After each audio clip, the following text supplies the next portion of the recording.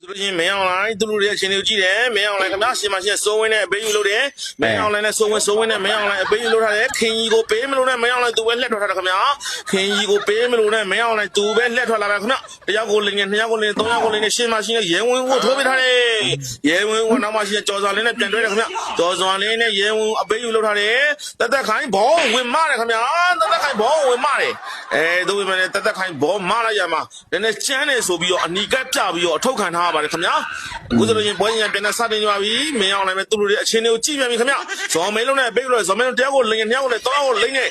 ကရဟာလုံးကိုပတ်လိုက်နေခင်ဗျာဇော်မင်းလုံးရှေ့မှာရှိနေတဲ့ခင်ကြီးကိုပေးမလို့ပေးမလို့ခင်ကြီးမရောက်ခင်ဗျာခင်ကြီးကိုပေးမလို့မင်းအောင်လည်းကိုပြန်လဲထိုးပေးထားပါတယ်မင်းအောင်လည်းရှေ့မှာရှိနေတဲ့နန်းနီအေးကိုချဖို့လုပ်တယ်နန်းနီအေးကိုချဖို့လုပ်ပါတယ်ခင်ဗျနန်းနီအေးရှေ့မှာရှိနေတဲ့ဇိုးဝင်းနဲ့ပန်တယ်ပြီးအပေးလို့ပြန်ပြီခင်ဗျာဇိုးဝင်း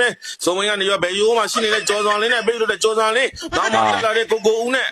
ဘေးယူလို့တယ်ကိုဦးပဲကိုဦးရှင်မရှိနဲ့မင်းအောင်လိုက်ကိုဖျက်နေလိုက်ပြီမင်းအောင်လိုက်ခင်ကြီးကိုပေးမလို့ပေးနေသူပဲယူထားတယ်ခင်ဗျာ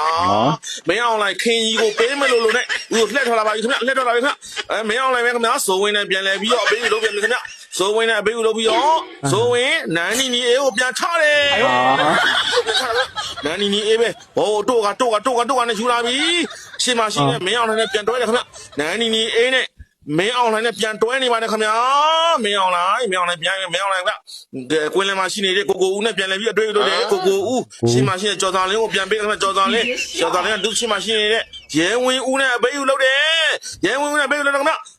ဘောလုံးကပြန်လဲထွက်လာပြီးအောင်ဇော်မဲလုံးပဲပြန်ရလာခင်ဗျာဇော်မဲလုံးတယောက်ကိုလင်းနှစ်ယောက်ကိုနဲ့သုံးယောက်ကိုလိမ့်နေခင်ဗျာလေးယောက်ကိုလိမ့်ရခင်ကြီးကိုပေးမလို့ခင်ကြီးကိုမပေးဘူးခင်ဗျာခင်ကြီးကိုမပေးဘူးခင်ဗျာကျွန်တော်စီရင်ခံစင်နေစဉ်အတွင်းမှာပဲဇော်မဲလုံး